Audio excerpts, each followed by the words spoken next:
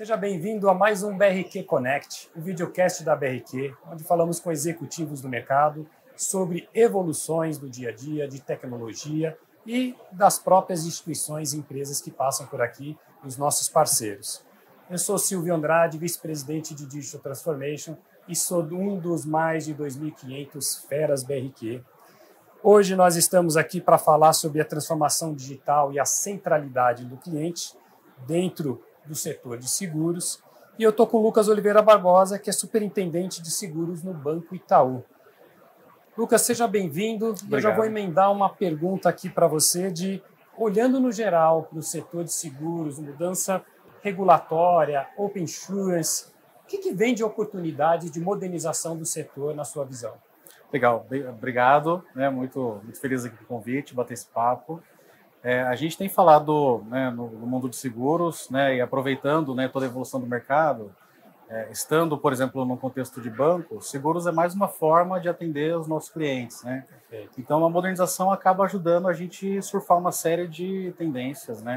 Então, as nossas plataformas, até o nosso business modernizado, permite que a gente consiga ter uma facilidade em agendas associativas, montar parcerias. Então, hoje em dia, a variedade de produtos de seguros é uma coisa bastante ampla e nem todos esses produtos a gente consegue oferecer de uma melhor forma para o cliente ou, às vezes, não é interesse para o nosso business. Então, a modernização nos permite nos conectar com parceiros e conseguir ter um time to market mais rápido, quando a gente fala de conectar plataformas, entender o cliente, conseguir estar mais presente nos canais em que o cliente também está mudando, com a transformação digital.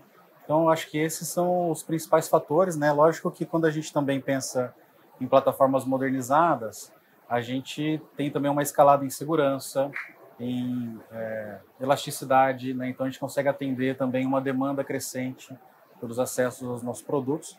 E é claro que também a gente consegue desmontar essa visão tradicional de produtos muito caixinha fechadas, e consegue fornecer soluções mais específicas para os nossos clientes, porque a gente consegue ter mais entrada, consegue analisar mais os dados, entender melhor o comportamento. Então, tudo isso fica muito mais fácil, se a gente tiver plataformas e um business modernizado.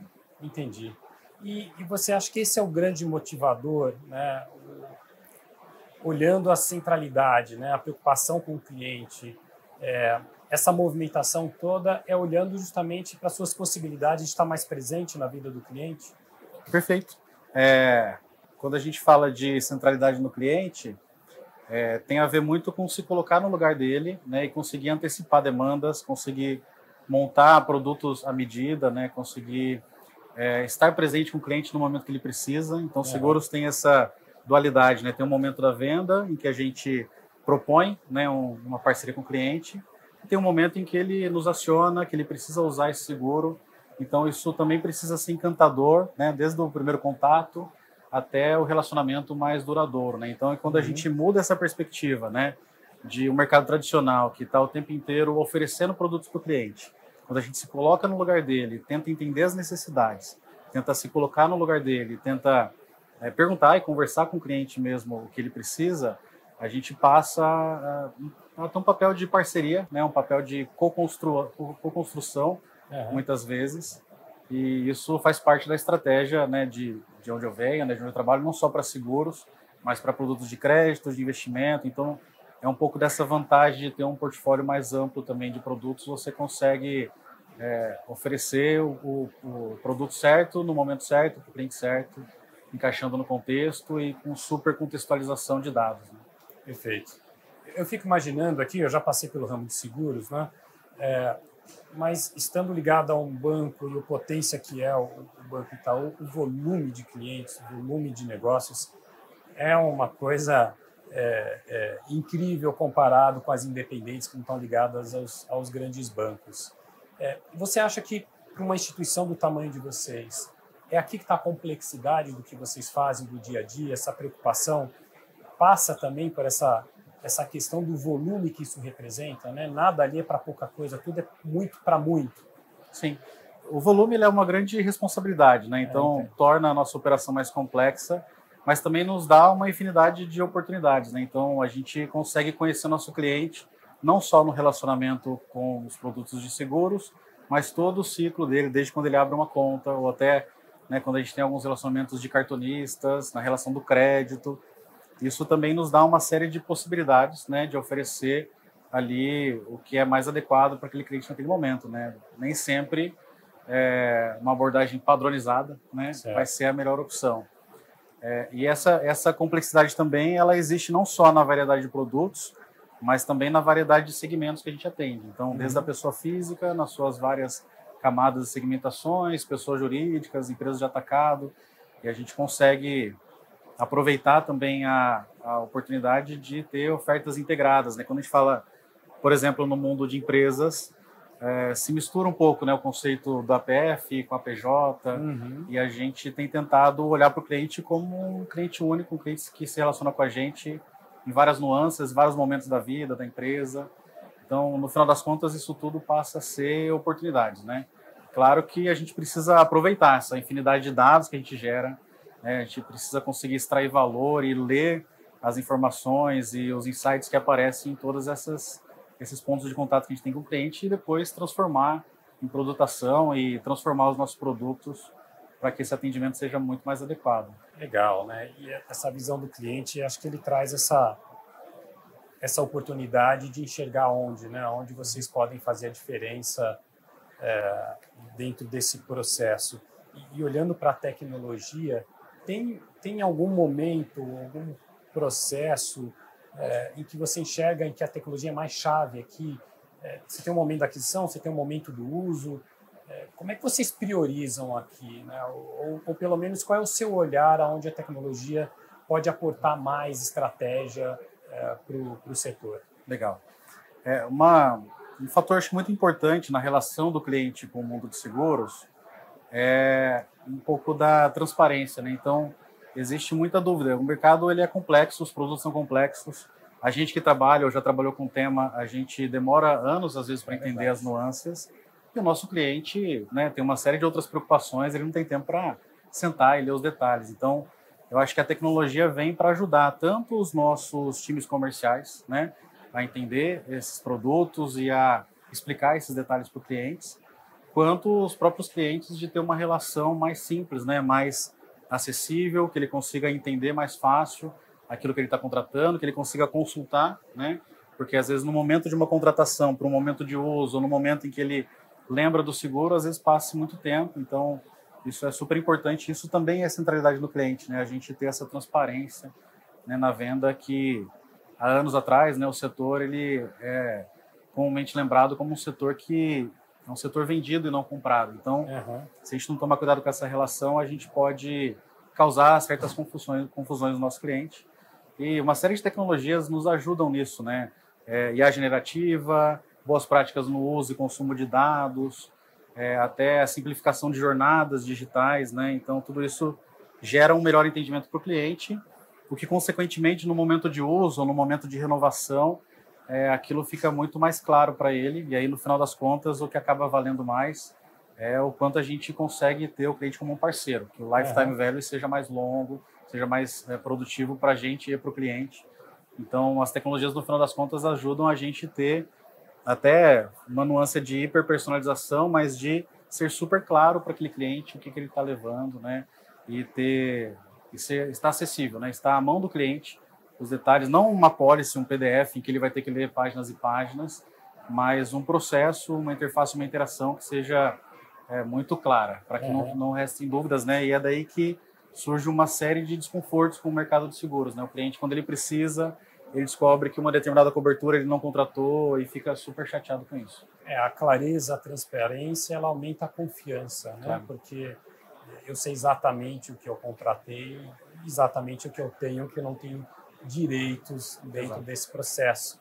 Eu acho que isso fica a tranquilidade para o nosso cliente lá na ponta é ali, né? Deles ter essa segurança do que tem pela frente, né? Olhando para essa tecnologia que você trouxe, a generativa, qual é o papel que você acredita que ela possa desempenhar e fazer a diferença dentro aqui do universo que tem da parte de seguro. Você falou um pouco ali de, talvez, da relação de entender o que contempla e o que não contempla o que foi contratado. Mais alguma coisa você tem olhado como um lugar onde ela pode fazer a diferença? Legal. Não só a IA generativa, mas as abordagens mais tradicionais de inteligência artificial pode ajudar muito, né, a interpretar e extrair valor desse conjunto de dados que a gente acaba coletando das interações e dessas relações com os clientes. Então, desde o momento da precificação, do cálculo de risco, até da composição de coberturas, né, e o quanto aquele cliente, né, deveria estar segurado em uma linha A ou B. Então, tudo isso é uma forma que é super acelerada. Né? Quando a gente usa uma abordagem de machine learning, a gente consegue desenvolver modelos que aprendem com o tempo, né, e, portanto, vão se tornando cada vez mais precisos e adaptados para aquele público de clientes. Então, isso é um forte acelerador. Quando a gente cai no campo de IA generativa, a gente tem uma possibilidade adicional, né, de benefícios, desde análise de documentos, né, nos fluxos, né, legais e regulatórios, né, até automatização e apoio para os fluxos de operações, né, onde a gente tem um atendimento humano, muitas vezes é necessário, ou até mesmo como um apoio, como copilotos para o time comercial, para ajudar a montar, né, não é só complexo para o cliente, também é complexo para os nossos funcionários, entender toda a gama de produtos que a gente tem e montar uma composição que seja interessante para o cliente naquele momento. Então, são várias nuances, né, que desde machine learning, modelagem tradicional, IA e GenAI pode ajudar, e até o ponto máximo, né, que eu costumo classificar, que é inteligências artificiais que começam a interagir diretamente com o cliente, né? Porque não a gente ter essa combinação, né, do phygital, né, que muitas vezes o cliente vai buscar um apoio e um atendimento humano. Né? Em seguros a gente tem essa característica que às vezes o atendimento é no momento de fragilidade, no momento de catástrofe ou de perda. Então o atendimento humano, combinando o digital e o físico, acaba sendo necessário. Mas para o dia a dia, né, uma interface generativa pode ajudar o cliente a tirar uma série de dúvidas ou até se autosservir mesmo para as contratações ou para acionamento simples. Do dia a dia, tudo isso são grandes aceleradores, né? E acho que um último ponto, pegando o gancho aqui de análise de grandes volumes de dados, a gente tem um comportamento hoje dos nossos clientes que eles consomem muitos produtos digitais, né, em uma série de outros mercados, outros, né, tipos de produtos, e tudo isso pode e deve, no futuro, ser incorporado às análises para uma oferta de seguros, assim como para crédito e qualquer outro produto bancário, né? Então, você tem os clientes que usam, por exemplo, relógios inteligentes, isso pode ajudar muito numa oferta para entender o comportamento dele de saúde ou relação com exercícios físicos, enfim. Isso pode ajudar a montar uma cobertura mais adequada. Entender, por exemplo, o perfil de viagens, consumo do cliente, né, o quanto ele gasta, quais os patrimônios ele tem. Né? Então, uma série de outras fontes de dados que o mercado tradicional não tinha passam a ser disponíveis, né, para a gente poder criar e entender o cliente melhor e gerar valor. E essa infinidade de informações é super difícil de ser trabalhada ou de ser decifrada aos olhos humanos, né, ou com tecnologias mais tradicionais. Então é aí que IA e GenAI acabam ajudando também a gente a produtar, né, em cima do comportamento do próprio cliente. Você falando, né, essa análise, esse uso, transfere para a gente muita maturidade com o tema da IA, com o tema da IA generativa, né, na sua fala. E aí me deixou até um pouco curioso de como é que você vê essa tecnologia hoje, né? Você sendo de tecnologia, com essa experiência, inclusive nas IAs tradicionais, onde você coloca ela, né? No seu modelo mental e na sua crença pessoal, a inteligência generativa, ela deveria nos servir aonde aqui, né? Como é que você encara ela, né? Legal. Essa pergunta pode ser respondida de várias nuances, né? Até filosóficas. Mas eu vejo, como profissional de tecnologia, eu vejo a IA como mais uma ferramenta, mais um acelerador que pode ser usado tanto para processos internos, como, por exemplo, acelerar desenvolvimento de software, automação de testes, né, melhoria das nossas esteiras de deploy, de tecnologia. Pode ajudar em monitoramento das nossas plataformas, indo um pouco mais para a operação do nosso business. Pode ajudar como, né, a gente já falou aqui de copilotos ou analisadores de documentos, ou extratores até de notícias do mercado que podem influenciar o mercado de seguros, né, quando a gente faz uma análise setorial, por exemplo. Então, é um ferramental que acaba sendo incorporado como muitas outras ferramentas que a gente foi adquirindo ao longo do tempo, né? Mas é uma ferramenta, de fato, bastante disruptiva, né? O que antes era uma tendência ou era uma curiosidade, hoje também passa a ser, mais do que um diferencial competitivo, quase que uma obrigação, né, das empresas para se manterem competitivas e entender como que essas ferramentas se aplicam no dia a dia, né? E é muito comum, a gente tem clientes, funcionários, eu mesmo sou um utilizador bastante assíduo, né, de assistentes digitais, tanto no campo, tanto para os assuntos de trabalho quanto para assuntos pessoais. Então, é uma realidade, é um padrão de comportamento que está aí, né? E quem ficar para trás, eu acho que vai acabar perdendo competitividade. Então, quanto antes as empresas, né, os clientes, nossos parceiros também conseguirem aproveitar ao máximo dessas ferramentas, antes a gente consegue também transferir esse valor para os nossos clientes. Perfeito. O que você vê nela em termos de... a gente conversa aqui um pouco, aí a gente fala, olha, ela traz um composto de disrupção, porque ela fala a nossa língua, então eu falo, olha, tem um composto de disrupção porque está tudo muito acelerado, aquilo que a gente esperava ver daqui a pouco já aconteceu. Tanto que a gente conversa às vezes aqui em alguns vídeos, as pessoas falam assim, vou nem tentar arriscar o que vai acontecer nos próximos 18 meses, né? Onde você acha que está essa essência? Por que a gente está tão vislumbrado com essa capacidade da IA generativa? Eu acho que parte desse deslumbre é porque a gente está vendo que está funcionando também. Então, a gente começa a ver vários cases em que o que era antes só uma brincadeira, um conversacional para testes, passa a ser um diferencial competitivo, uma análise que de fato tem algum valor, né? E no final das contas é um pouco disso, né? Eu também vou ficar nesse lugar aqui de não tentar prever o futuro, mas eu acredito muito na combinação do bom uso de ferramentas e você também ter um time, né? Ter pessoas que também sabem usá-la. Então, tem algumas nuances aqui de uso ético, tem as nuances de proteção aos dados do cliente, tem a nuance de você conseguir também embarcar as pessoas, né?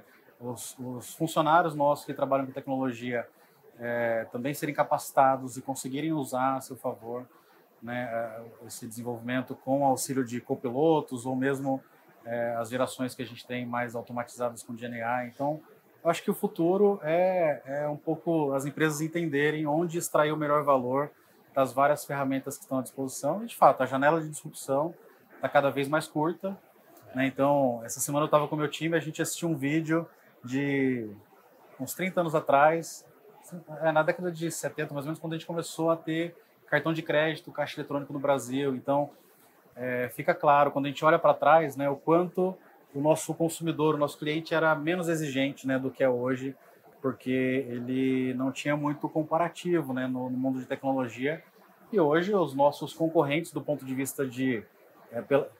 assim, as empresas que a gente concorre pela atenção e pelo nível de expectativa dos clientes são dos mais variados setores. Então, isso também exige que nós, como provedores de serviços digitais financeiros, também estejamos atentos a outros mercados. Então, eu acho que o futuro é um pouco disso, é um pouco de multidisciplinaridade, uma integração entre o que é possível fazer com modelos, com IA, com GenAI, para acelerar, né, a análise de dados e produção, geração de valor, e até para conseguir chegar mais próximo daquele cliente, né, a gente consegue ter mais variedade de produtos, né? Então, a gente às vezes consegue atingir públicos que a gente não atingiria, combinando com esse fator humano, né? Que a gente também consegue guiar a IA, né? Então, é muito comum a gente agora se desenvolver, por exemplo, em engenharia de prompt, né? Então, também fazer bons prompts, né? Guiar a IA nesse processo, que no final das contas é uma ferramenta, é super importante. Então, o futuro eu acho que passa um pouquinho por essas nuances e usar a melhor ferramenta para o problema correto. Do que você tem olhado, experimentado, tem alguma coisa que ela ainda não chegou no ponto e que você tem uma expectativa que ela evolua, né? Eu não quero dizer se tem alguma frustração do momento, porque a gente vê que a evolução é muito rápido, mas tem algo que você gostaria de ver essa tecnologia entregando com qualidade que você ainda não vê? Olha, não relacionado à tecnologia, eu vou para um outro caminho aqui. O mundo de seguros, ou principalmente, né, no contexto onde eu estou, aqui no Banco Itaú, a gente tem uma série de parceiros, né? Então, sejam parceiros de tecnologia pura, sejam parceiros que também têm produtos específicos que a gente oferece na prateleira para os nossos clientes. Então, acho que o grande desafio, né? Eu acho que uma coisa que nos próximos, né, nas nossas próximas iterações tende a ser aceleradores é que a gente caminhe juntos, né, nessa jornada. Então, é muito mais fácil você aproveitar dos benefícios de uma modernização ou de uso de uma IA generativa, quando os dados estão padronizados, com qualidade, com tempestividade, online. Né? O setor financeiro no Brasil vem muito de uma tradição de ter dados, né, menos online, né, comparado com outros mercados. Então, acho que esse caminhar em conjunto aqui de parceiros, clientes, a gente como provedor de serviços, isso é algo que também tende a ser um acelerador, né? E não adianta só a minha empresa ou o meu time acelerar nessa direção, se o entorno também não ir junto, né? E dentro do próprio Itaú, a gente também tem essa complexidade, né? Os nossos mais variados produtos digitais, eles se correlacionam. Então, todos eles estão nessa jornada de modernização e de aproveitamento dessas tecnologias. Por vez ou outra, a gente tem uma dependência, tem ali uma sincronização para fazer para que todos cheguem, né, e gerem o mesmo nível de satisfação para o cliente. Não adianta eu ter um super modelo se o meu dado chega com atraso. Então, eu vou também chegar atrasado com esse valor para o meu cliente. Tá certo. Não é uma coisa só, né? Você precisa que esse ecossistema, essa estrutura toda cresça para você poder tirar o melhor proveito, porque senão eu entendi. E é interessante porque a gente discute um pouco isso, né? A interdependência daqui para frente é cada vez maior do ecossistema se a gente quer impactar o momento de vida do cliente ali, né? Porque ele está envolto num mar de serviços, produtos, canais, né? Os touch points, e você precisa dessa base, dessa informação para você poder ter a leitura do que está acontecendo exatamente ali e ser mais propositivo, né? É isso que você está dizendo, né? Claro, é assim, não só com os parceiros diretos do mundo de seguros, mas quando a gente fala de modernização, a gente fala em serviços que são serverless, né? Então a gente fala da nuvem, fala de uma série de dependências que a gente tem para fazer com que todos esses canais digitais, né, estejam disponíveis, estejam com acessibilidade para os nossos clientes. Então, essa construção ela depende de muitas empresas, muitas parcerias para chegar com essa qualidade esperada, né? Então, essa eu acho que é a complexidade do que a gente está vivendo, né? Então, é um pouco aí, não dá para caminhar sozinho hoje, não dá para fechar os olhos para as novas tendências. Então, vai ficando cada vez mais complexo e é exatamente por isso que eu acredito que a gente vai precisar de muito profissional bom, vai precisar de muita gente boa para poder fazer essa geração de valor, né, de uma forma que seja interessante para os nossos clientes. Bacana. A gente está caminhando para o final, mas você fez uma fala, umas 2, 3 perguntas para trás, e que eu queria voltar aqui e usar essa como a nossa última aqui, né? Você falou de preparar o time, de criar a cultura. Você está numa liderança de um time. O quanto que você enxerga caminhos para disseminar e o que seria ajudar as pessoas a entenderem ou conhecerem o funcionamento dessa IA generativa para isso ser inserido no seu trabalho. Certo. Como é que você tem organizado isso de letrar o seu time, ajudar seu time a caminhar nesse pensamento? Legal. Quando a gente fala de modernização, e o Itaú já está nessa caminhada há alguns anos, né? A gente não fala só de uma troca de tecnologia. Então, a gente não se prepara para a próxima tecnologia somente. Então, acho que um mindset interessante, principalmente para times de desenvolvimento de produtos e de tecnologia para produtos, é preparar para as mudanças que a gente ainda nem conhece que existiram, né? Que ainda nem chegaram, né? Seja uma nova tecnologia, seja uma nova tendência de mercado, seja por conta de uma obsolescência, né, que o cliente, por algum motivo, deixa de usar determinado produto ou canal. Então, acho que essa mentalidade de constante evolução é muito presente nos nossos times e é uma forma da gente também, né, abrir os olhos, né, do pessoal e também se exercitar o tempo todo para estar aberto às novas mudanças, experimentações, laboratórios, e com um olhar de que parte disso vai virar valor num intervalo muito curto de tempo. Uma coisa também que eu acho bastante importante é a gente olhar para os, né, eu acabo conversando bastante isso com o meu time, sobre alguns pilares, assim, do que é importante numa entrega de um produto digital, né? Então, o resultado é importante, precisa ser rentável para a nossa empresa, precisa fazer sentido para o nosso cliente, mas também precisa ser eficiente. Então, numa arena competitiva tão acirrada, a gente precisa ter um pouco desse olhar. Então, não é só usar a nova tecnologia que vier, né? Tem também uma preocupação com quanto isso nos custa, e o custo também vem em tempo, vem em dinheiro, né? Numa série de nuances. Um terceiro pilar é olhar para a qualidade, então, o quanto os nossos clientes conseguem confiar no nosso produto, né? Isso também é uma coisa que é super importante, porque é muito fácil destruir uma relação de confiança com o cliente com o produto digital, né? É só ele ter uma experiência ruim ou ele ver uma informação incorreta, que aquele produto já pode cair em não uso, e retomar essa confiança é super complicado. Tem administração de riscos, a gente falou aqui alguns deles, né? Vazamento de informações, segurança, isso também é super importante. E cuidar do desenvolvimento dos times, do capital humano, né? Que envolve treinamentos, colaborações, envolve uma série de práticas para que as pessoas tenham cada vez mais performance, colaboração, e que adquiram conhecimento, né? Para aplicar, né, essas habilidades, né? E uma coisa também que é muito forte lá na nossa empresa é a questão do alinhamento cultural. Então, conhecimento, habilidade também gera uma atitude também alinhada à nossa cultura. Legal. Eu acho que esses 5 pilares são pontos que eu sempre relembro o meu time, né, que são fundamentais para que a gente esteja preparado para o que vai vir. Maravilha. Gente, foi muito bacana falar com o Lucas aqui sobre toda essa evolução da tecnologia, essa jornada de centralidade e tecnologia na área de seguros. Super obrigado pelo papo, foi um prazer. Foi um prazer, obrigado.